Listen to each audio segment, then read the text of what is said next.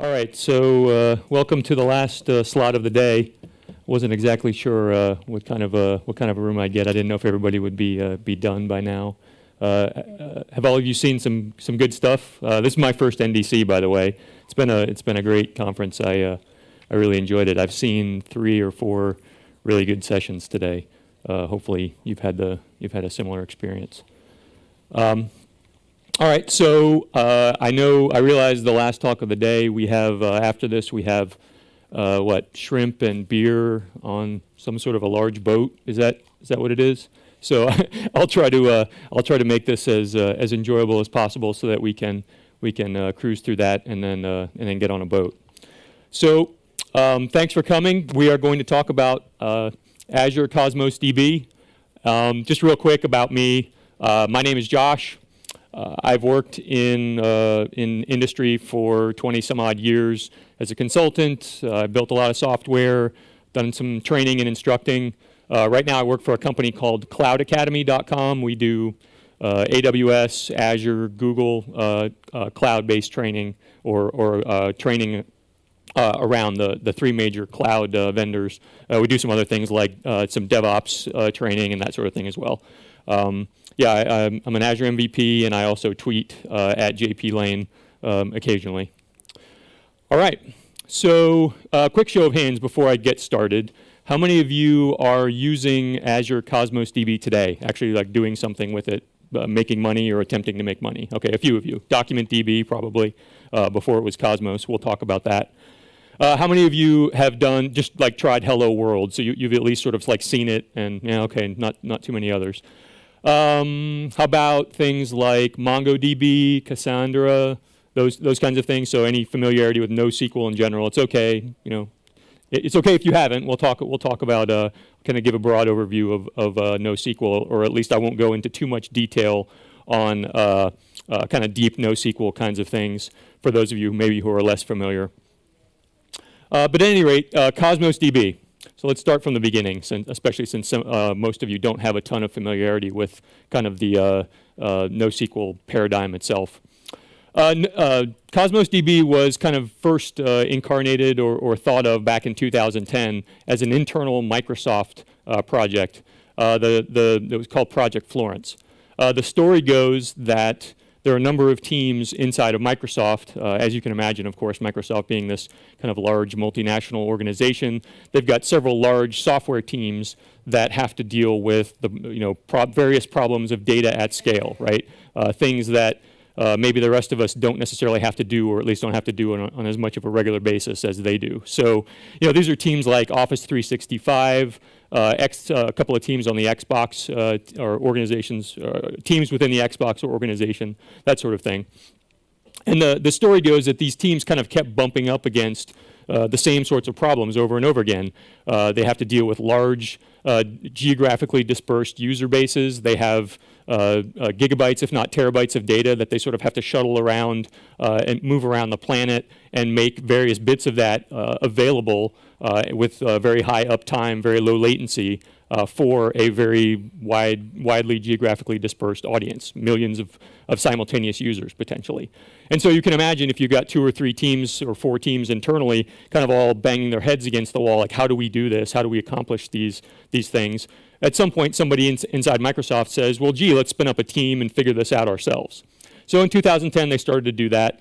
It took them a couple of years, but they were successful, and those teams, by all accounts, were able to kind of use that tool internally. And then, of course, in 2015, the decision was made to make public some element of that or some kind of subset of that, and that was called DocumentDB. And that's been around, again, since 2015. If you're an Azure customer or a Azure consumer, then you've been able to use that for a couple of years now.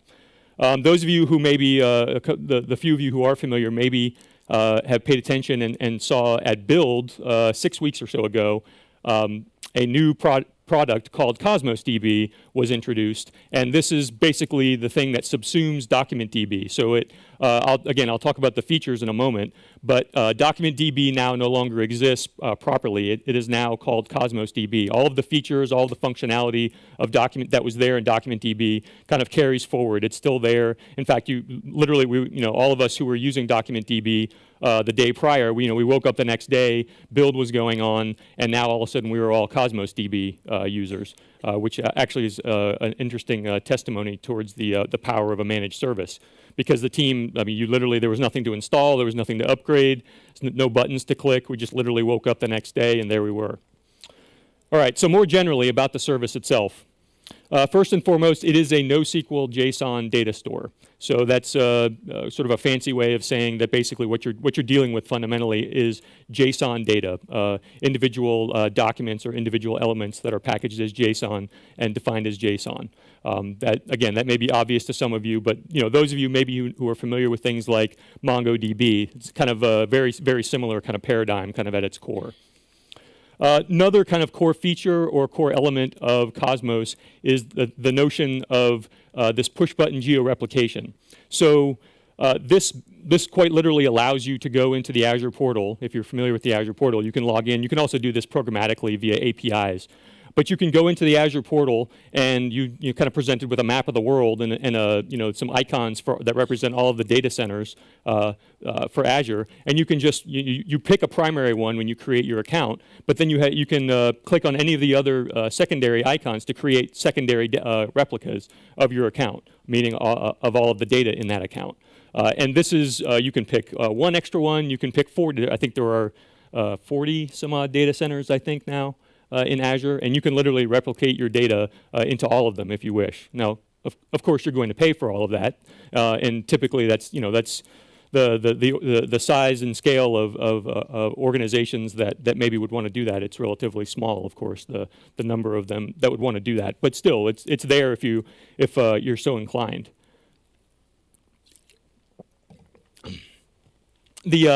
The next kind of major feature or thing to kind of be aware of with Cosmos is that it provides an SLA-backed guarantee for low latency reads and writes. Now, this is sort of kind of a generic saying here, or a generic. This isn't talking specifics, but specifically the current SLA guarantees at 4 nines, so 99.99% SLA guarantee for 10 millisecond reads or less, and 15 millisecond reads or writes or less. In fact, this is reads and writes occurring within the same data center where the data that you're trying to read or write against resides. Of course, there's additional latency, network and that sort of thing if you're going across data centers. The median reads and I have another slide on this, but the median read and write time is actually closer to I believe it's 2 milliseconds for reads and 6 milliseconds for writes. So this is it's quite fast, and again, it's SLA backed at 4 nines. So the team is pretty proud of their ability to deliver on that kind of guarantee. And I have the very next slide. Actually, I'll talk a little bit more about the SLAs. Another aspect of this to keep in mind is this notion of provision throughput. So the way that Cosmos DB works, it works differently than your kind of standard database that maybe you're used to, like SQL Server, Oracle, that kind of thing. First of all, it is a managed service, so you're not managing the infrastructure. But fundamentally, when you use it, one of your responsibilities is to specify at your account creation time, or really it's actually at the individual collection creation time, meaning collection of JSON documents. You specify the required throughput that you anticipate needing for your application. So this may be, this could be something like 1,000. You're either a software architect yourself or a developer, or you work with the team who has built your software, which is going to run on top of Cosmos. And your responsibility is to sort of understand, well, I have this many users, my application behaves in these ways and has these kinds of access patterns against the data, and so I might need 1,000 requests. I might need to support 1,000 requests per second, meaning reads or writes. Or maybe I need 1 million. Maybe I'm a big organization. I literally need 1 million reads and writes per second. I need to support that level. You specify the provision throughput that you require from the service and designate that when you sign up and when you create your collection. And the service guarantees, again, at a 4 nines level, that you will get that provision throughput.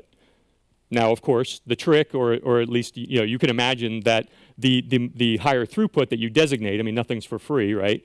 So the more throughput that you designate and say, I need this, I need you to guarantee me this, the ability to have this many reads and writes per second, the higher that number is, the more you pay. And in addition, you pay regardless of whether you use it or not. So if you provision 1 million requests per second, and then you only do 50, then you're paying for 1 million. You're not paying for what you consume. You're paying for what you ask for. So your responsibility as a developer and as an architect and as a consumer of the service is to understand your needs and try as best you can to not over provision or certainly not under provision. I'll talk a little bit more about kind of what that looks like and at least some ideas on kind of where you can go to get some help there, because that is quite frankly one of the trickier aspects of using the service. I mentioned that it's a managed service, so again, you're not installing something, you're not running this on your servers. It's literally, I won't go through it because it takes a couple of minutes to spin up, but if you're in the portal, you just more or less just give your account a name, you specify what data center you want to be your primary. There's a couple of other things. It's like 4 or 5 small fields, and you click submit. It takes a minute or two usually, and then you have an account and you can immediately start using it. But again, you're not patching servers, you're not responsible for any of that. The cluster, if you require 1 million requests per second, then obviously that's going to happen across a number of machines. It's not going to happen on one single physical machine somewhere. But again, however that happens is sort of abstracted away from you. You don't have to worry about that. What you worry about is that the service provides you a 4 nines SLA for that throughput that you've asked for. I have a separate slide on this. I won't go into the detail, too many of the details right here. But one of the really big value propositions for Cosmos, again, when we're talking about data at scale, is you have this notion of multiple consistency choices or multiple consistency levels that you can choose from. And this is basically helps you solve the problems that come with CAP theorem. So if you're familiar with dealing with CAP theorem and the consequences of CAP theorem when you have distributed data essentially across multiple physical nodes. These consistency choices allow you to kind of tune the behavior of the database to something which works well within the confines of CAP theorem, but works well for your application. And again, I have some more details on that, so I'll skip the rest of the details right now, but later in the talk we'll go into that a little bit more. So this next one, again, from the standpoint of the database itself, it is not a relational database, so you're not dealing up front with any formal notion of schema. Cosmos DB, just like Mongo, just like Cassandra and other kind of NoSQL databases, it will not enforce schema on your behalf. You can certainly do that in your own application if you need to, and of course, typically we need to, at least to some kind of loose level. But it's not going to do, you're not going to define any of that ahead of time in the database.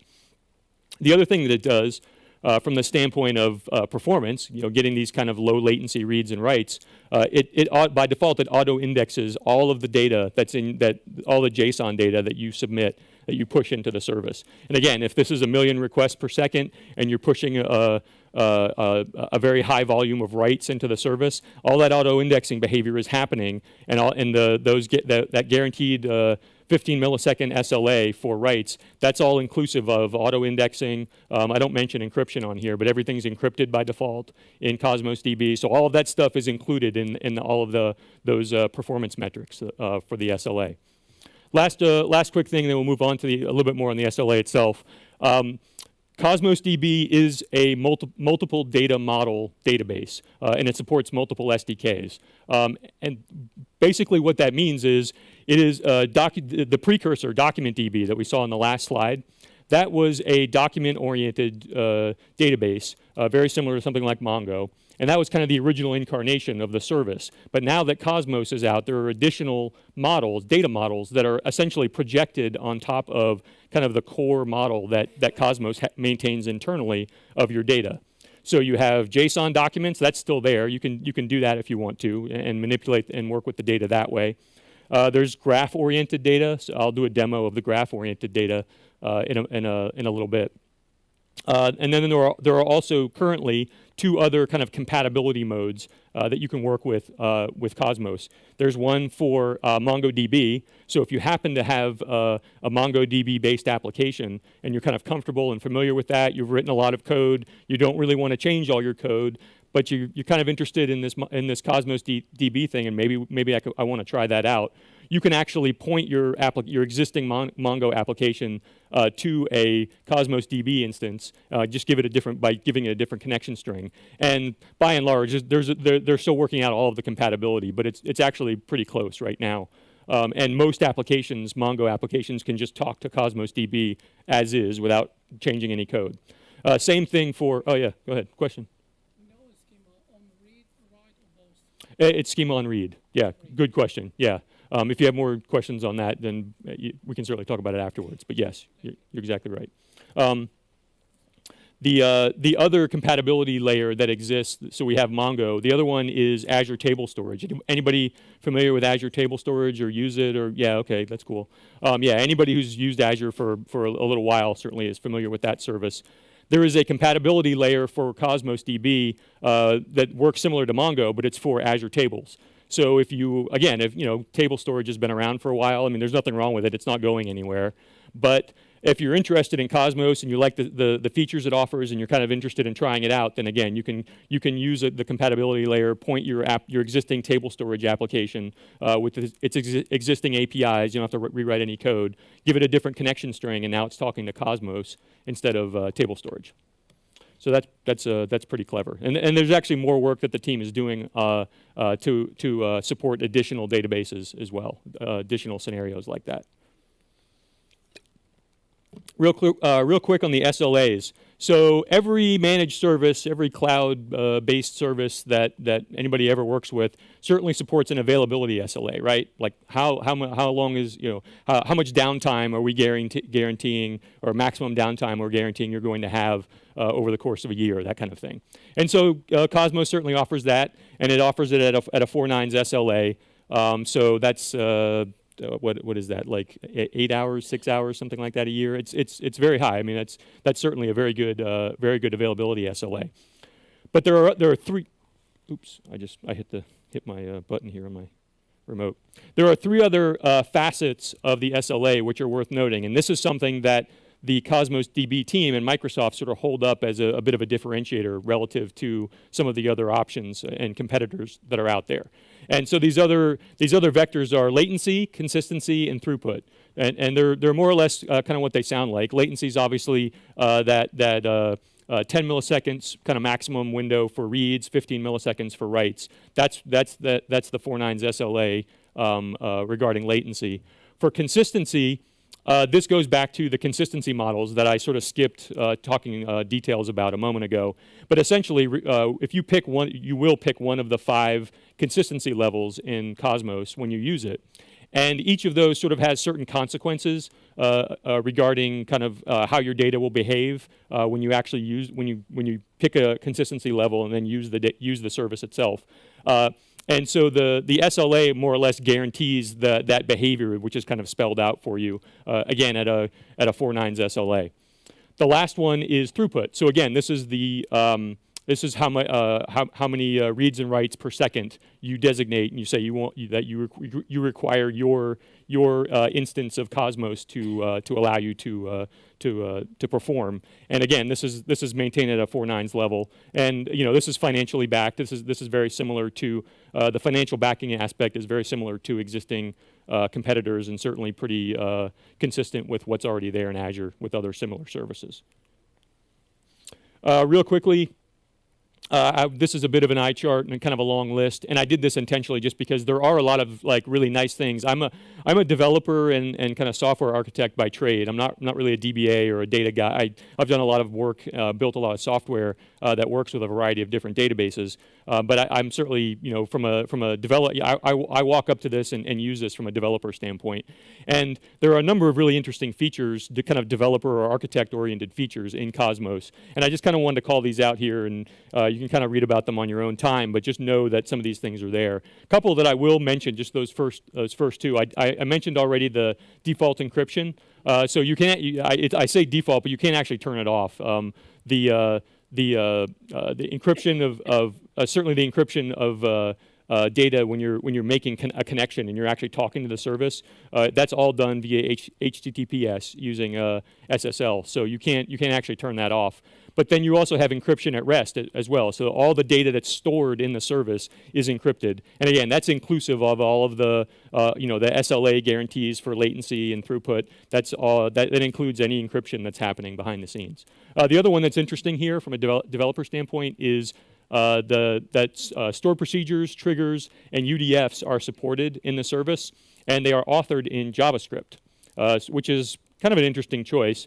But basically, the service itself embeds and hosts a JavaScript runtime in all of the physical nodes where your data exists. So if you define a stored procedure that kind of works against a certain collection, then that's kind of running local to your data. So that's actually one of the patterns in Cosmos, DocumentDB before it, and certainly Cosmos coming forward. One of the patterns is to use stored procedures for like big batch operations where you're trying to insert thousands of records at a time, as opposed to kind of iterating using an SDK or something, and because essentially you're making kind of long distance calls at that point. It's much better to kind of just stream the data, or store the data in blob storage or something, and then suck it in using a stored procedure. There's some additional items on here. I won't go through them all, but certainly if you have questions about them or you're curious, come and talk to me after the talk, and we can talk about it. All right, so let's do a quick demo here. The demo that I want to do is to demonstrate the MongoDB compatibility support, and you can't see that. Let's see. Let me switch my screen. Sorry about that. Mouse. There we go. Project. We'll duplicate. That looks better. Okay. So what I want to do is demonstrate the MongoDB compatibility support. This tool that I'm showing you is it's basically a MongoDB shell. Some of you may be familiar with it if you've used, I think it was originally called RoboMongo or Mongo Chef, something like that. There's a handful of open source, freely available tools for talking to a MongoDB instance. So again, the short thing here is that this tool knows nothing about Cosmos DB. So, but I do want to connect to a Cosmos instance. I'll show you real quick in the Azure portal. I've created ahead of time, since again it takes a couple of minutes, I've created a Cosmos DB account called Mongo Doppelganger. And I already have a collection in here called complaints. I have some CSV data I'll show you in a minute. It's basically some data that the U.S. government makes available. It's like consumer complaints, like somebody was calling my mobile phone too often, or a scammer charged too much money on my credit card, that kind of thing. And so there's a big database of all that stuff, and you can get a CSV extract of it. So I just grabbed that, and I took just a little small slice of it. It's only a couple 100K of documents, but there's actually gigabytes of this data. So this is the portal kind of view. This is if you just real quick, I mentioned this earlier, but that map for replicating the data. So you can see here, this is the Northern Europe is where this data is currently located. That's where that blue checkbox is. But if I wanted to, I could click on any of a handful of other data centers. And, not from this view, sorry. I have to click replicate data globally, and I'll get the same map that I can actually click on. So I can just click on any of these, so I could 2, 3, 4. I'm not going to actually do this because it'll cost me money. But, yeah, we'll discard that. But that's the replication feature. So let's go back to our tool. I want to connect to this. I'm gonna edit this. I've already connected to this before. Just tested it out to make sure it will actually work here. But if I zoom in, again, any of you who are familiar with Mongo know that when you connect to a Mongo server, basically you need the name of the server, you need a port, you probably need authentication information, et cetera, et cetera. So you kind of have this tool for connecting to a Mongo instance. So if I go back to the portal and click on connection string, you'll see that I can get all that information conveniently enough right from the portal. So I've got the host name. I've got a port number that I would talk to, a username, and a password, big, long, ugly password that I would use. And so I've already configured that in here. Server name, port number, authentication, username, password, default database that I'm going to connect to, or authentication database. The last thing I need to check is SSL protocol support, because again, you can't talk to Cosmos DB using an unencrypted or an unauthenticated, an unencrypted connection. So, oops, wrong way. All right, so let's cancel out of there. We'll connect. Oh, come on. I say this would be a very boring demo if I can't connect. All right, so I already have a couple of databases in here.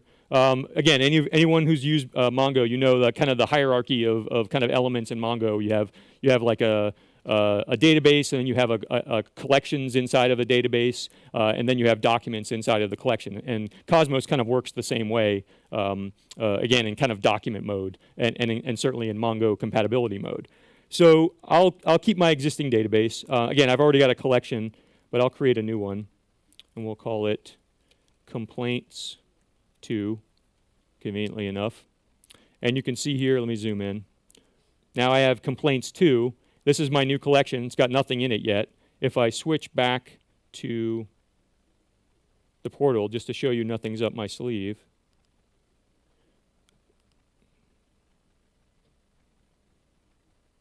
you can see that I now have 2 collections. I had complaints already, now I have complaints 2. So again, I'll kind of repeat myself, and I'll kind of be beating a dead horse here, but again, this tool that I'm using doesn't know anything native, it has no notion of Cosmos DB. It's just using this compatibility layer, talking to it. It thinks it's talking to Mongo. So, yeah. Cosmos DB, is it placed on a blob storage, or is it placed on a virtual machine? No, it's actually using, it's directly backed by SSD disks, like very fast disks. Yeah, it's a virtual and or physical machine. I actually don't know what they're using. Probably virtual machines, but no, you can't go directly to the machines. I mean, it's all that's abstracted away from you on purpose, because that's all managed by an infrastructure team within Azure. You don't have, you can't. Not only do you not, you don't have to manage it. You're not able to manage it. If you wanted to run your own NoSQL database, you would need to do that using like Mongo or something like that and host it in your own VM. Yeah. Okay. So let's import some data here. That's really what we want to see. So I'm going to click on Import CSV and go find the CSV file. This is this complaints file. It's like 167K. It's not very large. Just something we can, won't take too long to import. Let me zoom in a little bit so everybody can see this. This just kind of gives, this tool just kind of gives me a little preview of what the data looks like. It's assuming it's comma separated, and the defaults are mostly fine here, I think.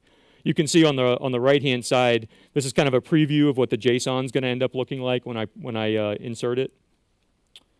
So I'll keep going. Again, I don't think I have to change anything here, as I recall. So I'll just start the import. This takes 45 seconds or so, something like that. Yeah, we can see it's already 10% done.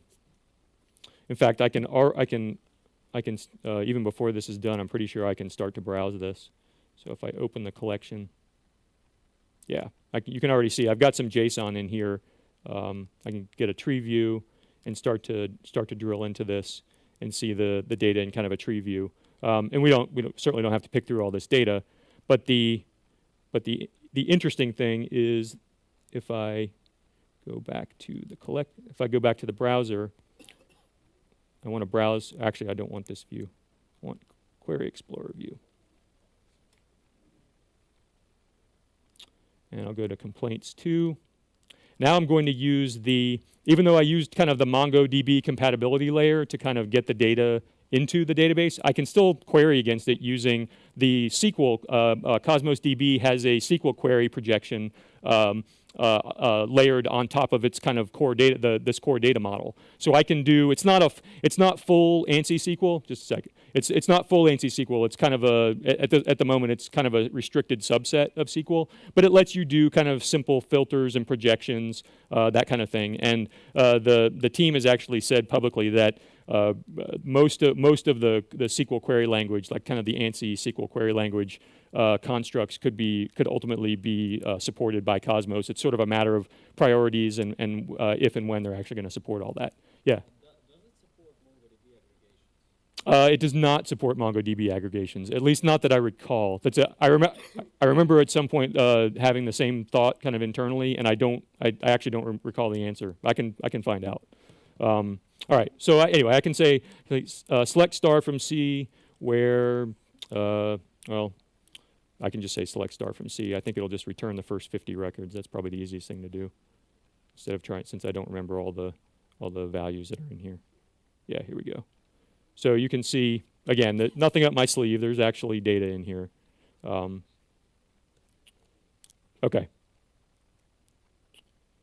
So the purpose of that demo is really just to sort of demonstrate that, you know, if you're talking about a kind of a Mongo a compatibility layer at a protocol level with something like Mongo, one of the best ways you can demonstrate that certainly is just to run an import, because imports are going to kind of exercise a lot of the core functionality of the protocol.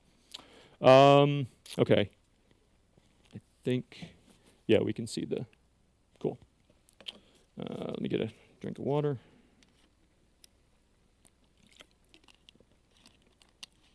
See how we're doing on time. Okay, we're good.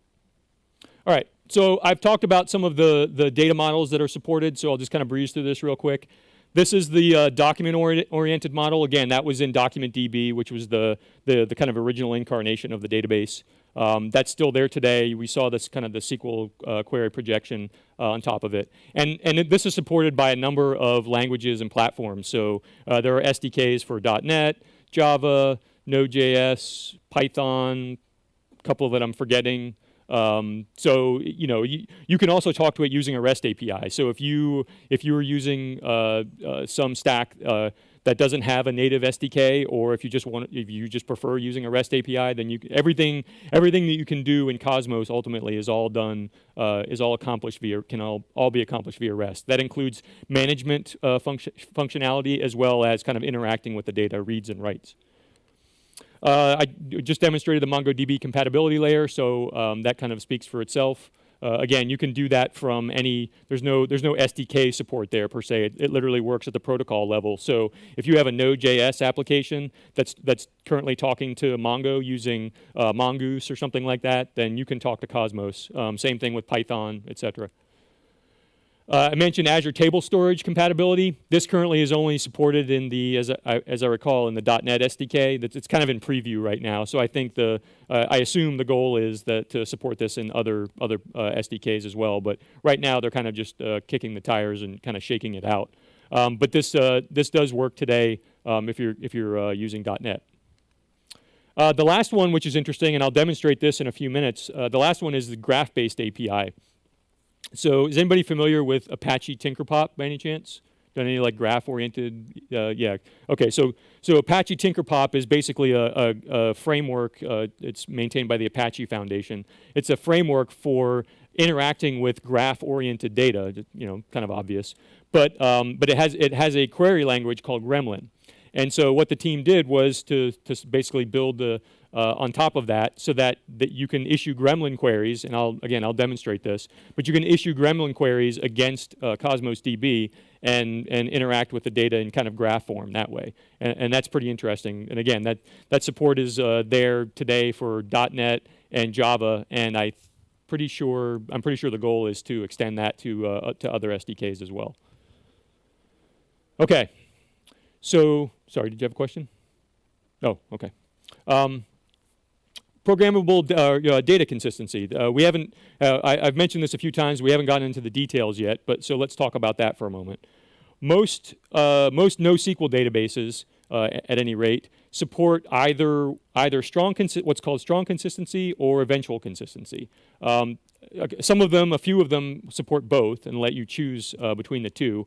But typically, it's kind of an either-or proposition. So strong consistency is kind of what we're used to. If you've used SQL Server or Oracle or Postgres, that kind of thing, and you do transactions against a relational database, you're used to that. You're using strong consistency. Basically, you can play with query hints and isolation levels and that kind of thing. But I'm kind of skipping all that for the moment.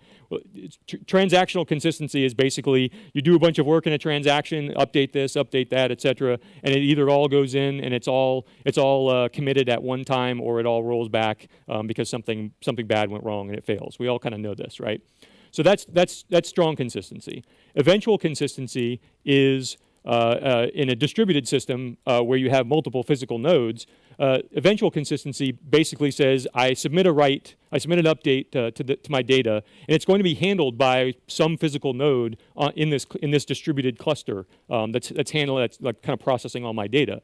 But it's going to take some time, maybe milliseconds, maybe seconds, maybe longer. It's going to take some time for that data, that update to propagate around to all of the physical copies, all the physical replicas that may exist in these other nodes in this distributed system. And both of these choices have advantages. Both of these choices have disadvantages. One of these is appropriate for some applications. One is appropriate for others. There are some applications for which neither one of these are particularly a good fit, which is exactly where we go to that leads me into what Cosmos DB offers from a consistency standpoint. And again, I'll preface this by saying that this is probably, Microsoft certainly holds this up as perhaps the kind of differentiating feature for Cosmos relative to things like Google has Bigtable, and now they have Cloud Spanner. AWS has DynamoDB. Then there are other kind of similar competitive offerings. None of them, and again, Microsoft makes this claim, none of them offer 5 different, as many as more than 2 really consistency choices, but certainly not 5 different consistency models that you can choose from. So you can see on this spectrum, we still have strong and eventual consistency. You can choose either one of those. You basically what happens is when you use Cosmos, you pick one, and you say for your account, you say this is my default. So you can pick strong, meaning you get that strong notion of transactional consistency, and that allows you to do things like ensure that if you make an update, among other things, there are lots of kind of consequences of choosing these options. But for example, if you use strong consistency, you make an update or you perform some work in a transaction, and nobody else is going to see the consequences of those updates until that transaction fully commits and is fully executed successfully. So that may be something that your application, you kind of examine your application and you think, yes, I'm going to need this, and so I'm going to pick and choose strong consistency. The problem with that, of course, is kind of like the slide says at the bottom.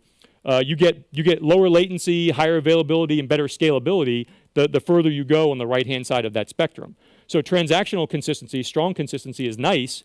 We all, as developers, we probably understand it pretty well. We're kind of used to it and comfortable with it. And so it's nice from that standpoint, but there is definitely a overall performance and scalability penalty for choosing that model. So then you can go the other direction if you want. You can say, yeah, you know what? I'm comfortable with eventual consistency. I've built systems like that before, and that's the way of the world. And I've been doing this thing for years, so I'm happy with that. And I'll deal with the consequences of eventual consistency myself in my application. And so I'm good. I'm just going to choose that. And you can do that. But these other 3 options kind of give you some other choices that may work better for your application. So just real quickly, bounded staleness. I can summarize that as saying bounded staleness is basically eventual consistency, if you're familiar with eventual consistency. It's eventual consistency where eventual has a definition. It has an upper bound. So eventual consistency, again, could be your data has to get propagated to all the other nodes in the cluster. That could take milliseconds. It could take seconds. It could take longer. There's no guarantee. You don't know how long it's going to take. bounded staleness basically allows you to specify how long what's the maximum time that your application can tolerate, time or number of versions, essentially number of updates to a single piece of data. It gives you you can basically say this is the maximum window that my application can tolerate the data being kind of stale or out of date. And what that does is, of course, it gives you a little bit of a mix of eventual consistency with some guarantee. It's not strong consistency, but it's a little bit of a guarantee, and you'll get a little bit better performance, a little bit higher availability, et cetera, than you would with strong consistency, if you're able to tolerate that. If that doesn't work for you, you can pick something like session consistency. In fact, this is the default in Cosmos, as I recall, if you don't choose anything else explicitly. Session consistency is interesting because it works really well for, unsurprisingly, for session-oriented applications. And there are lots of applications kind of deal with sessions. So if you, this could be anything from like imagine like an IoT application where you've got, a million devices out in the field, measuring condensation on grass or something like that. And so all these devices are uploading data or maybe reading data from the cloud. But all they really care about, all the device cares about, is its own data, right? I mean, all those, typically, not always, but typically in an IoT scenario, the devices aren't all kind of like interacting with one another and aggregating data at the edge. That's all being done by some analytics package kind of on the back end. So the device essentially represents a session. It represents its own kind of unit of work or scope of work when it talks to the database or the cloud, which is, has the database behind it. And so if you can use session consistency, and this model basically guarantees that the device, in this case, can, if it updates data, it can immediately read that data that it just updated, and it's guaranteed that it will see its own updates. Because that's one of the problems. I mean, there are a number of potential consequences of eventual consistency.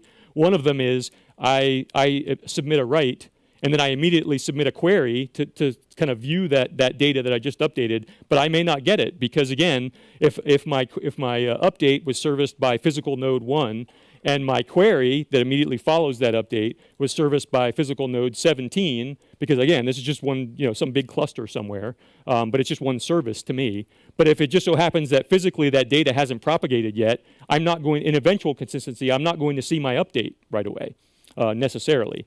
With session consistency, if it's my update that I just made, then the service guarantees that I will see that update.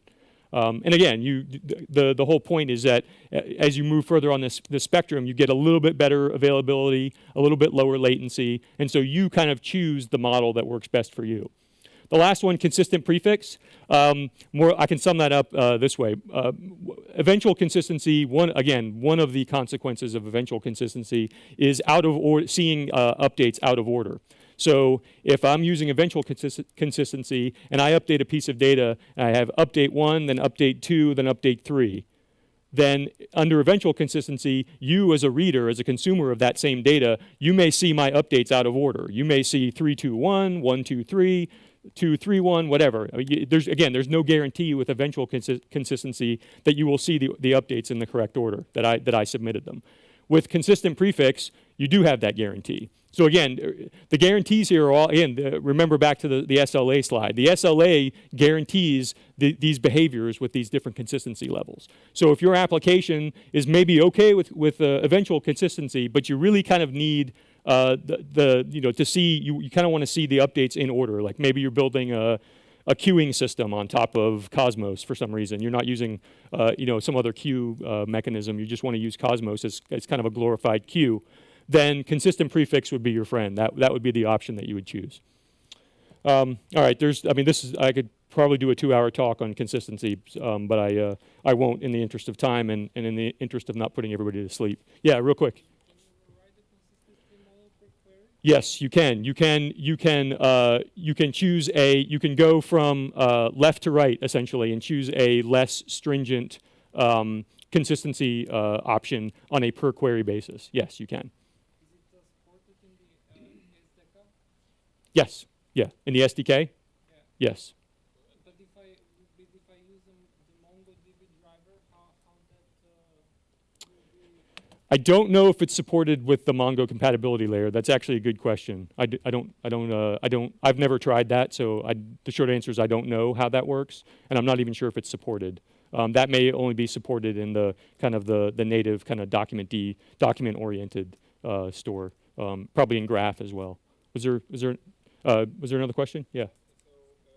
Can you overwrite it also on writes or only on reads? I believe you only overwrite it on the reads, as I recall.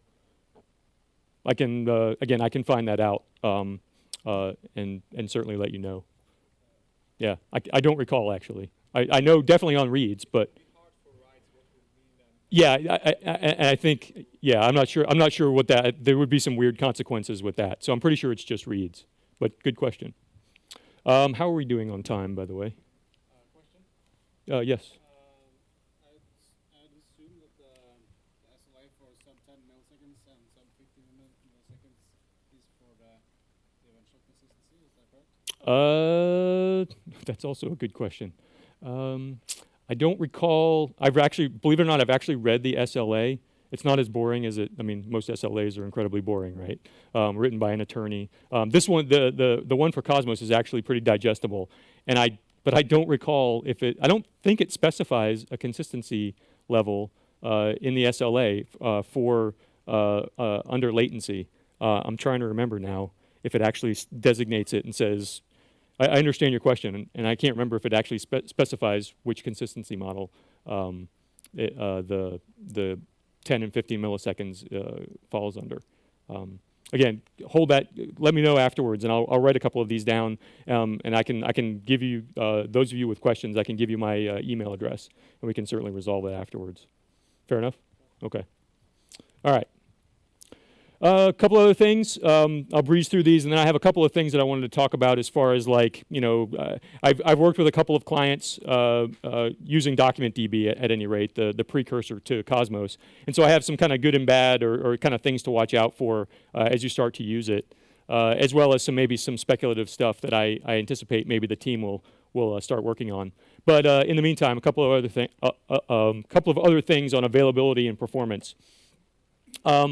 The service supports both manual and automated failover, so that's pretty cool because basically you can either designate if you replicate into multiple other data centers, you can specify the priority in which those fail, so or should fail over. So if your primary fails for some reason, then you can say, well, my primary is in East U.S. and I want my secondary to be Western Europe, and you can just kind of designate the order in which they'll occur. The other cool thing you can do is you can do manual failover. There's a button literally in the portal. If I go to the... Oh, you can't see that. Well, that's all right. You can trust me.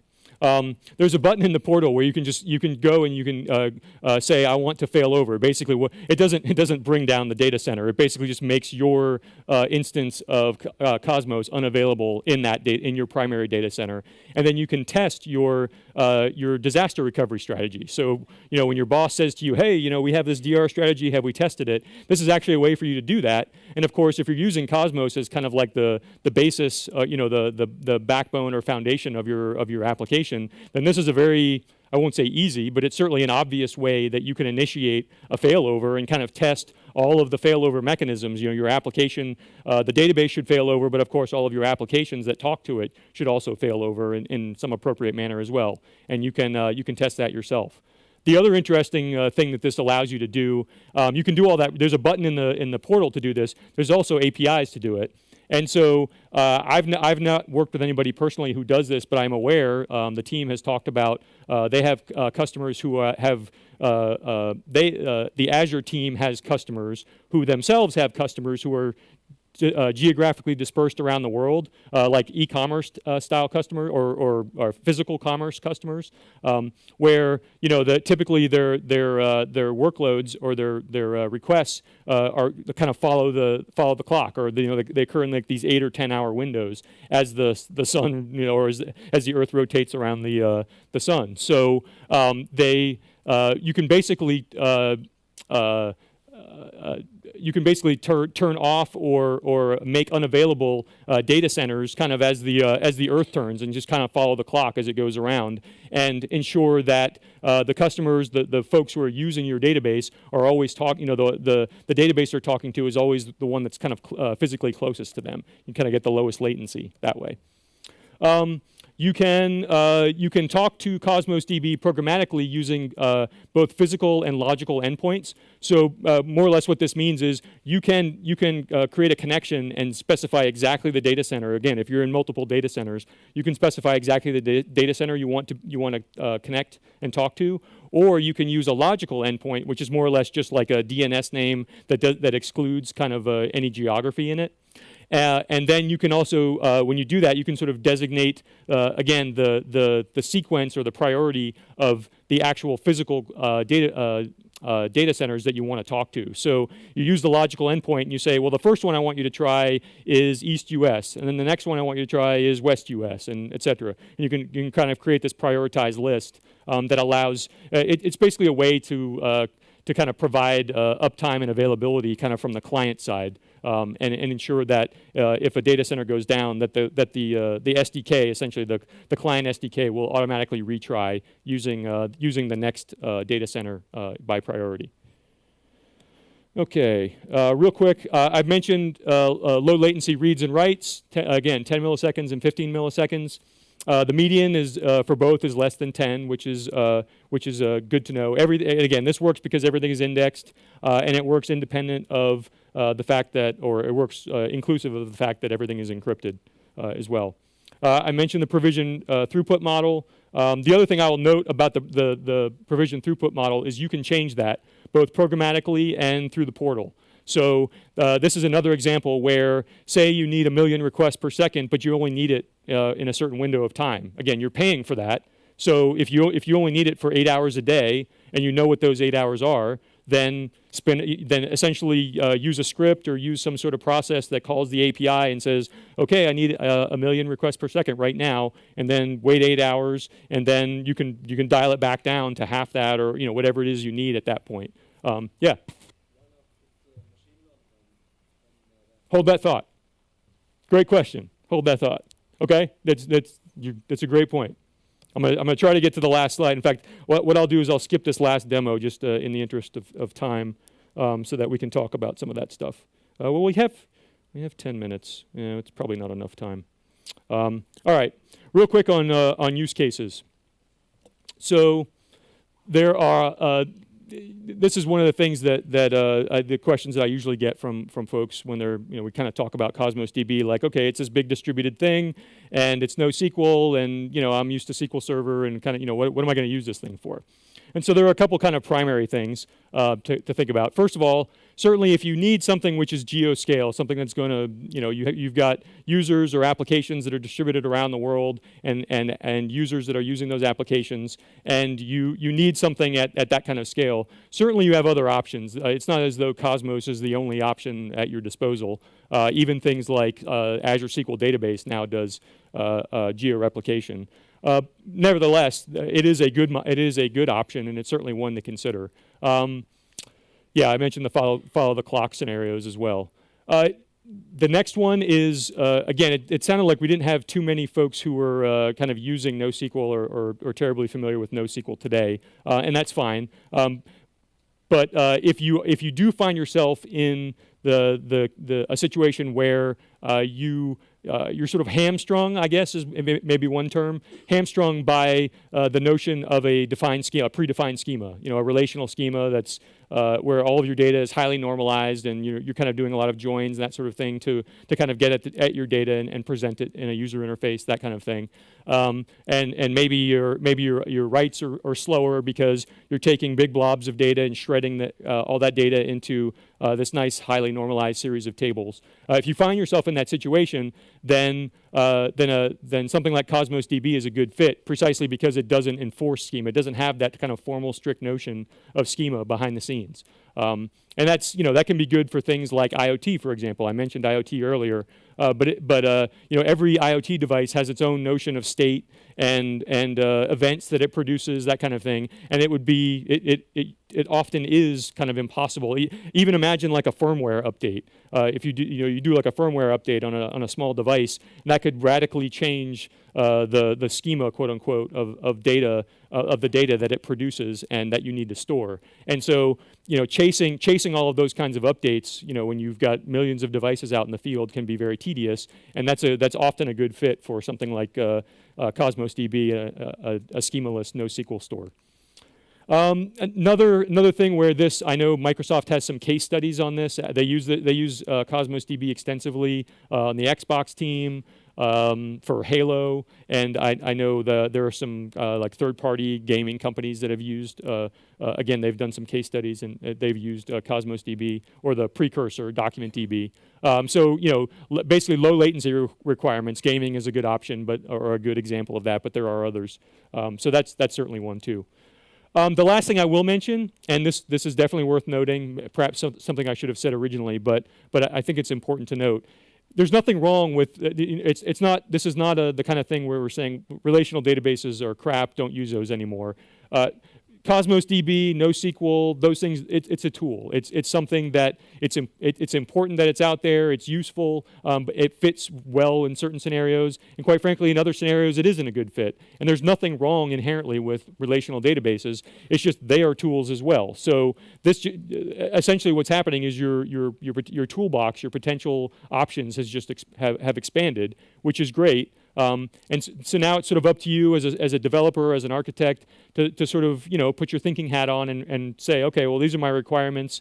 What am I going to use? What database am I going to use that best fits those requirements? In many cases, I will say, and I've worked with some clients where this is the case. In many cases, the answer is use both. Use relational engine where it makes sense, and use like a NoSQL style database where it makes sense, even within the same application, and that's not uncommon at all. Yeah, question. Apart from the Geoscale, what's the big difference with DocumentDB?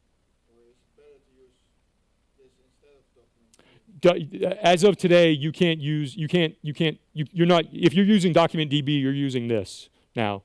In fact, DocumentDB had the Geoscale as well. Cosmos DB was basically when it was introduced, a lot of it was sort of like a marketing, branding kind of initiative when they introduced it. But DocumentDB is now it's not even so much that it's deprecated. It just more or less has a different name, and it has new capabilities and new features like the graph-oriented data, that kind of thing. It's more or less the same except different name. Cosmos DB is a superset of DocumentDB with a different name. Yeah. Okay, areas for improvement, real quick. So the biggest one, the one that I'll talk about here, the biggest one is knowing how to provision throughput. This is by far, again, working with folks and trying to help people figure this out when they're using Cosmos. This is a hard thing to do. There's no.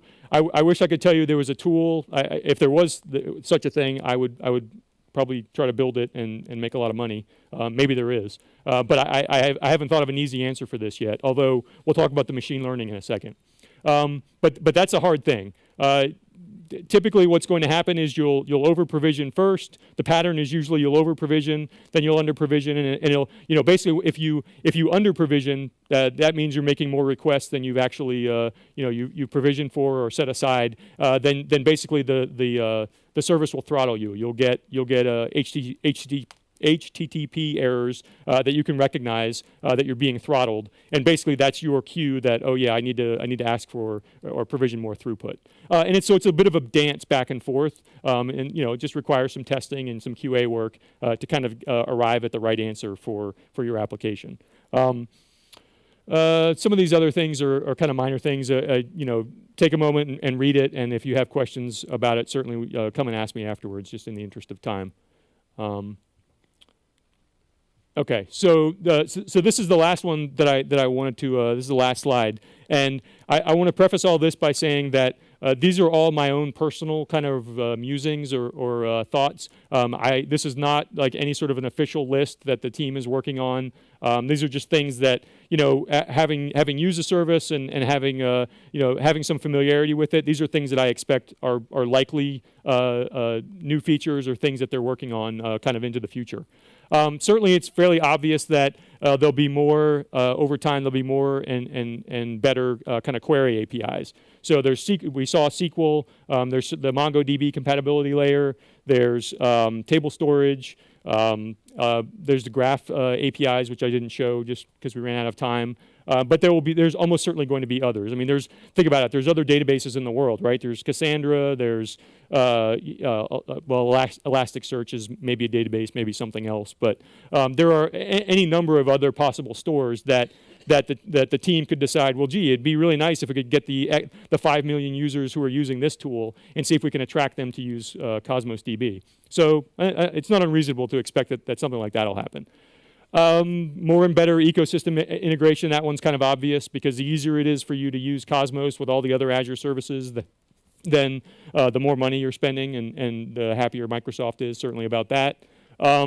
Architectural building blocks, so CQRS, event sourcing, stateful services, those kinds of patterns, if you're familiar with them, the more comfortable you get with Cosmos DB and kind of kicking the tires with it, Cosmos would make a great foundation for building systems using some of those patterns for a variety of reasons, not the least of which is the Geoscale.